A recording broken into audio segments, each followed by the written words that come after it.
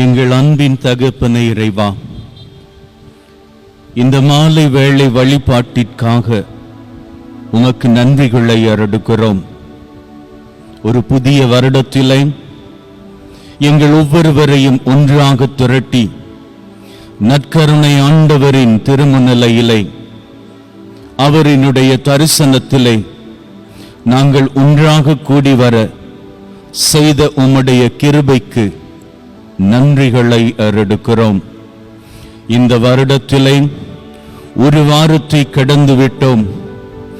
எஞ்சியிருக்கும் 51 வாரங்களும் எங்களது வாழ்விலே ஆசிரின் நாட்களாக, ஆன்மீகத்தின் பலமுள்ள நாட்களாக, ஆரோக்கியத்தின் நாட்களாக, செல்வ செழிப்பு மிக்க நாட்களாக, மன அமைதி தரும் நாட்களாக, மன்னிப்பை வழங்குகின்ற நாட்களாக, அவமானமின்றி ஆசிரோடு வாழுகின்ற நாட்களாக இருக்க எங்களுக்கு உதவி செய்ய வேண்டும் என்று இந்த வழிபாட்டின் ஆரம்பத்திலேயே உம்மை நோக்கி எங்களது ஜெபங்களை ஏறெடுக்கின்றோம்.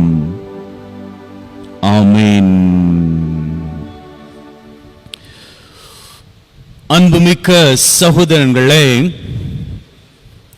இது நம்முடைய வருடத்தின் முதலாவது வழிபாடாகும். இந்த வழிபாட்டிலே நாம் இந்த வருடத்திலே எதிர்நோக்கி காத்திருக்கக்கூடிய ஆசீர்வாதங்கள் எப்படி அமையக்கூடியவை என்பதை குறித்து கொஞ்சம் தியானித்து பார்ப்போம். நாம எதிர்பார்க்கிறபடி எல்லாமே சுமூகமாக போனால் நமக்கு சந்தோஷம். நாம் எதிர்பார்க்கின்றபடி நம்முடைய வாழ்வின் ஆரோக்கிய நிலை, உடல் ஆரோக்கிய நிலை, மன ஆரோக்கிய நிலை இருந்துவிட்டால் அது சந்தோஷம். நாம் எதிர்பார்த்தபடியே நம்முடைய திருமண பாக்கியம், நம்முடைய கட்டுமான பணிகள், நம்முடைய தொழில்துறைகள் இவையெல்லாம் செழிப்பாக இருந்துவிட்டால் எல்லாமே நமக்கு சந்தோஷத்தை கொடுக்கும்.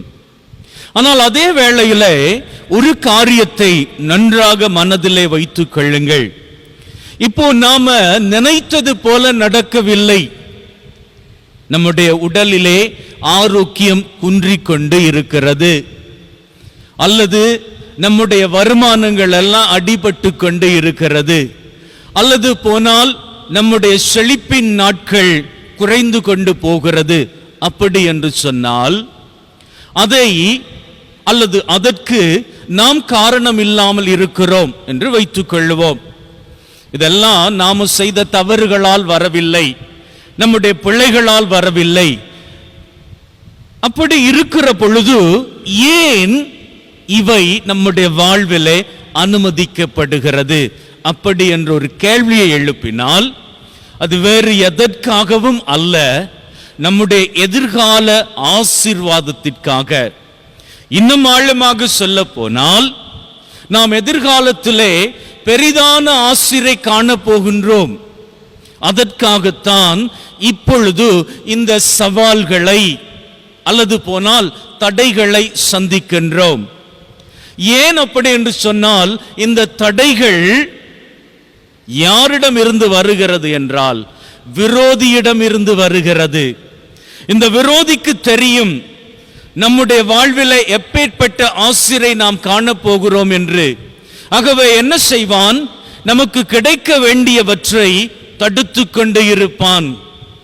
நல்லா வாழ்வில் முன்னேறி கொண்டு வருவோம், திடீர் என்று ஒரு பெரிய அடி. அப்போ என்ன மனசு சொல்லும்? அவ்வளவுதான், முடிந்தது. ஒரு பெரிய அடி விழுது என்று வச்சுக்கோங்களேன், எழும்ப முடியாத அடி என்று நீங்க நினைக்கலாம். But nothing is too big for our God. கடவுளால எந்த காரியம் முடியாது என்பது கிடையாது. அங்க அந்த அடி விழுகிறது என்று சொன்னால் நீங்க பெரிய ஆசீரை காண போகிறீர்கள் என்பதுதான் அதனுடைய அடையாளம். மாற்கு நற்செய்தியிலே 5வது அதிகாரம் அங்க பார்த்தீங்க அப்படின்னு சொன்னா, கேலிலேயாவுக்கு அடுத்த பகுதியில் இருக்கக்கூடிய ஒரு இடம், இந்த கேலிலேயா கடலை தாண்டி இருக்கக்கூடிய ஒரு ஊர். அந்த ஊரில் இருக்கக்கூடிய கல்லறையில ஒரு மனுஷனை விட்டு வச்சிருந்தாங்க. ஏன் அப்படின்னு சொன்னா, அவன் ரொம்ப மோசமாக இருந்தவன். அவன் தன்னைத்தானே காயப்படுத்தி கொண்டிருந்தவன். அவன் பெரிய ஆவி கூட்டத்தினால், தீய ஆவி கூட்டத்தினால் பிடிக்கப்பட்டிருந்தவன். அவனை யாராலையும் அடக்க முடியாது. அவன் தன்னுடைய சட்டெல்லாம் கிழிச்சுக்குவான். அவனை சங்கிலில போட்டா கூட அந்த சங்கிலிகள் எல்லாம் உடைச்சு எறிஞ்சிடுவான். யாராலையும் அவனை கட்டுப்படுத்த முடியல, கிட்ட கூட நெருங்க முடியல. இப்ப அவனை அந்த கடலுக்கு அந்த பக்கமாக போட்டு இருக்கிறாங்க.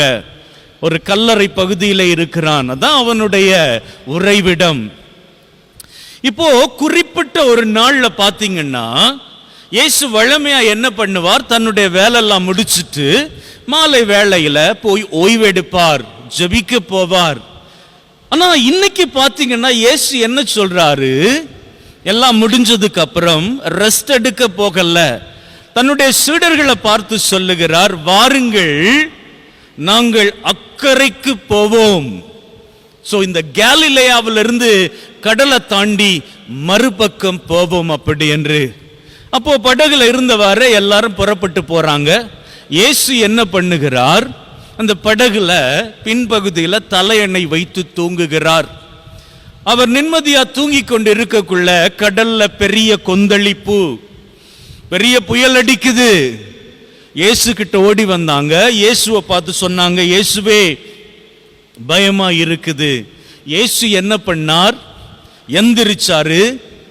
அந்த கொந்தளிக்கும் காற்றையும் கடலையும் பார்த்து சொன்னார், இறையாதே, அமைதியா இரு. அப்ப எல்லாம் அடங்கி போனது. இத்தோடு கதை முடிந்தால் பரவாயில்லை. இயேசு என்ன பண்றார், காலையில அந்த அடுத்த பக்கத்து கரைக்கு வந்து இறங்கிட்டாரு.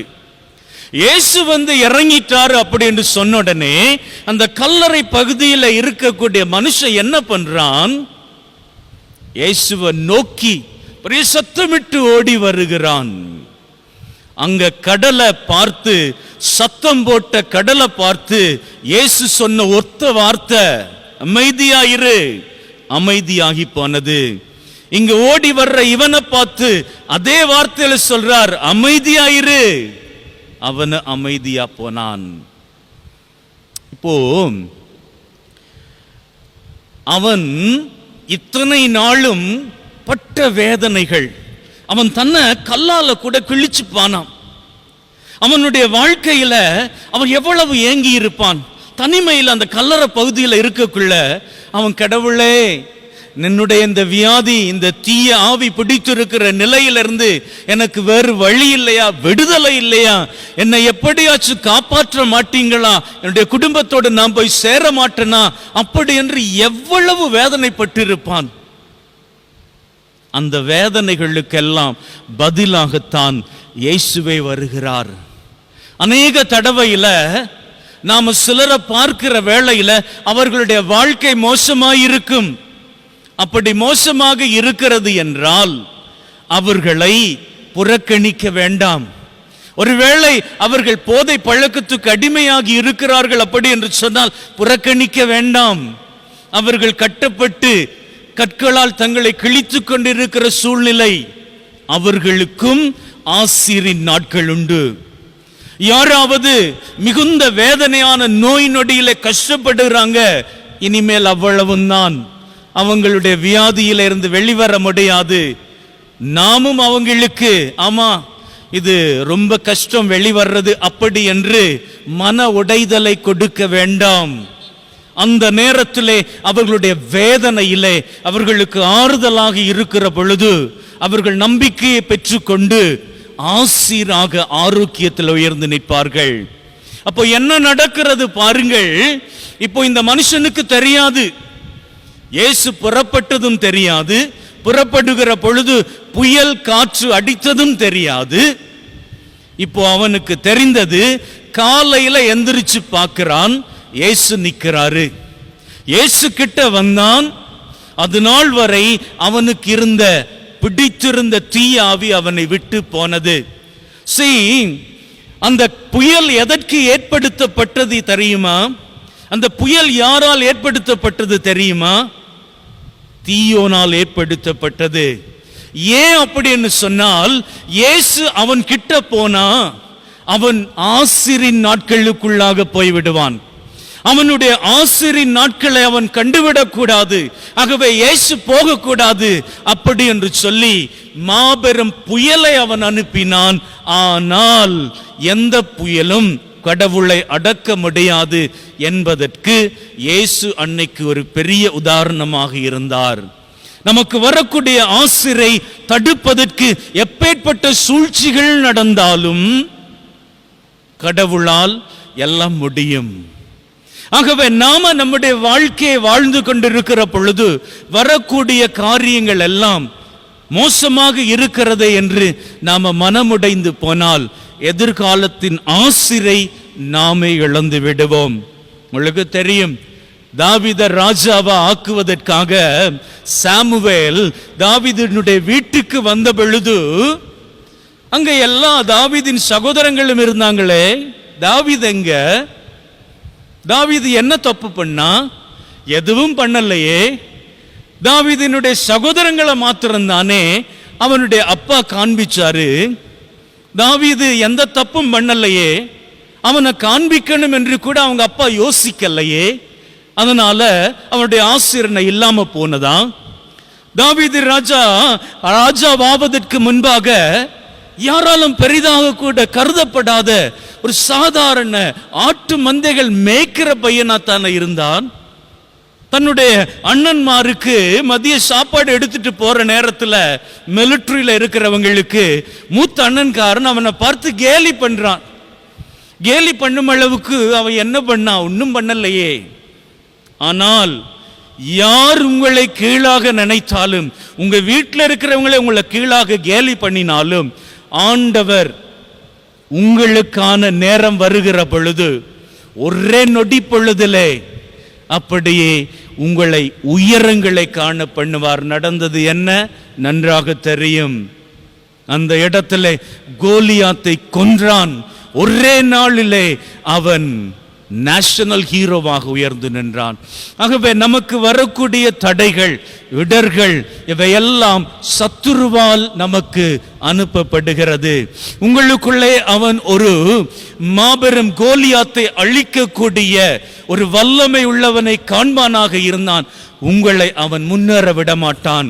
உங்களை ஒரு சாதனையாளனாக அவன் கண்டுகொண்டால் உங்களை அவன் வாழ்விலே முன்னுக்கு வர விட மாட்டான். எப்படியாச்சும் தீமையை அனுப்பி அனுப்பி அனுப்பி உங்களை தடைப்படுத்தி கொண்டே இருக்க பார்ப்பான். பார்வோன் மன்னனுடைய ஆட்சியின் பொழுது ஒரு கட்டளை பிறப்பிக்கப்படுகிறது.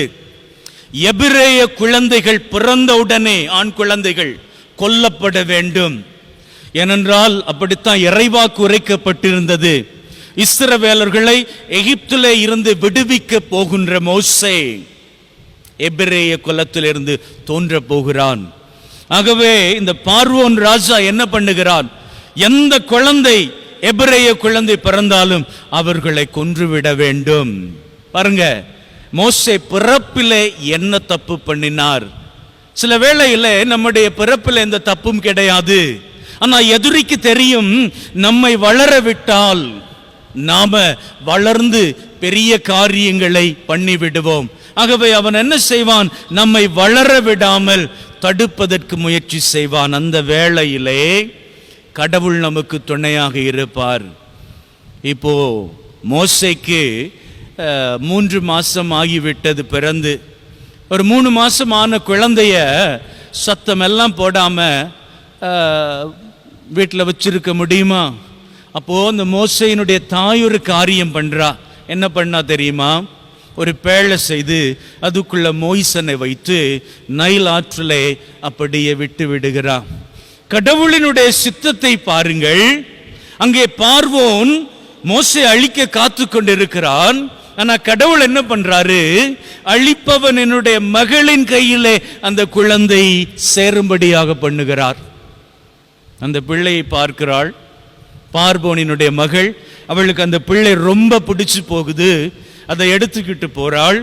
பார்வோன் கிட்ட காட்டுறாள், அப்பா இந்த குழந்தைய நான் வளர்க்கணும்.